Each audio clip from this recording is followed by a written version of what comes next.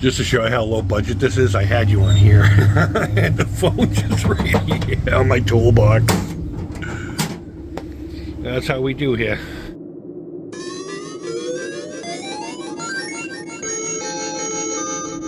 What's up, creepers? And Geekers, Christy, Atari Creep. How is everyone doing today? I got some bad news.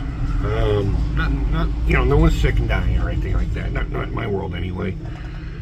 But last night we went up to Kennedy Lake Park and we did the whole Scream Fest thing, and it was awesome. It was really awesome. And one of the mazes I wasn't a big fan of in the past was, there was this one called Carnivis. It looks like a giant clown face. You go through the mouth and everything. And if you've been around for a little while, you'll recall back, God, 3-4 years ago, I can't even tell you. I made a video about the park by showing my history of arcade games there, and how a lot of them just weren't there anymore. Just really old school arcade games. They decommissioned them. I don't know if they just didn't work or they just didn't make money, but regardless, they didn't keep them out for public use. Turns out it was inside that carnival maze.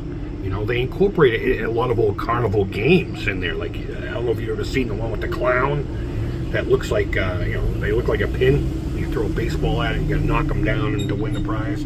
They had that in there. They also had this old mirror maze that Kennedy Lake Park had for the longest time.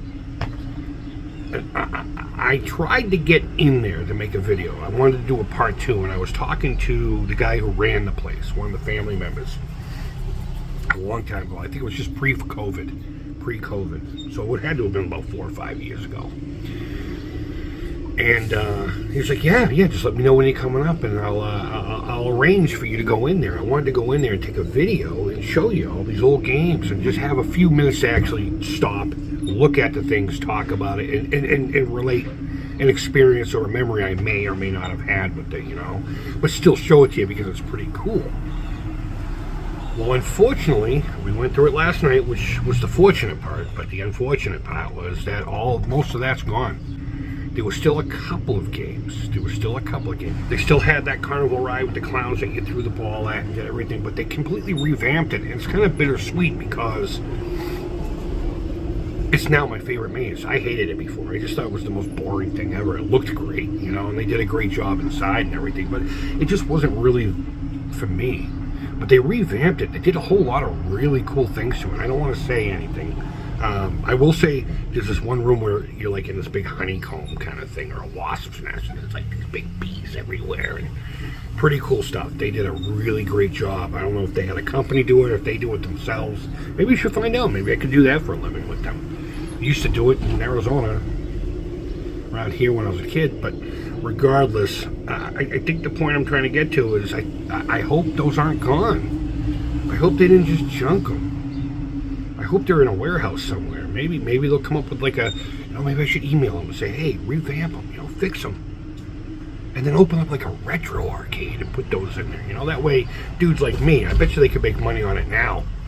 More so than they probably could have 10, 15, 20 years ago.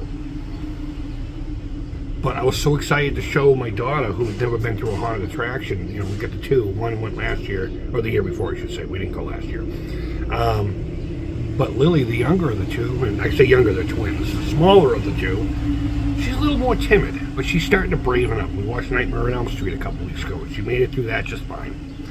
And now she's doing a haunted attraction thing, and she loved it. She loved it. She had such a good time. And I really wanted to show her these haunted, these games that I used to play as a kid, and talk about them as we were walking through, and there wasn't a big crowd, so I could have had a few minutes to do it. I even thought about pulling out the phone at one point. They weren't there. I'm just praying to God. If anyone from Kennedy Lake Park watches this, let me know what happened. What happened to all that? I'm kind of bummed out I didn't get to go in there and document any of that stuff. And it was mainly about that, documenting it. Relating with you my history with these things. I mean, it's a video game channel at the end of the day, right? A nostalgia, 80s, pop culture based kind of channel. Revolving around video games mainly, but yeah, I don't know. I had such a great time last night, but that was like this slight little bummer that I didn't let it hang over me the whole night. But I guess there'll never be a part 2. And maybe making this video will change that, and I hope it does. And if it doesn't, well, it is what it is. It is what it is, but whatever. So guys, I hope your spooky season's going well. I really appreciate you coming by here. I really do. And wherever in the world you are, I hope you're doing well. And until next time, don't forget to thumbs up, thumbs down. It's all positive to me. Take care. Creep it real.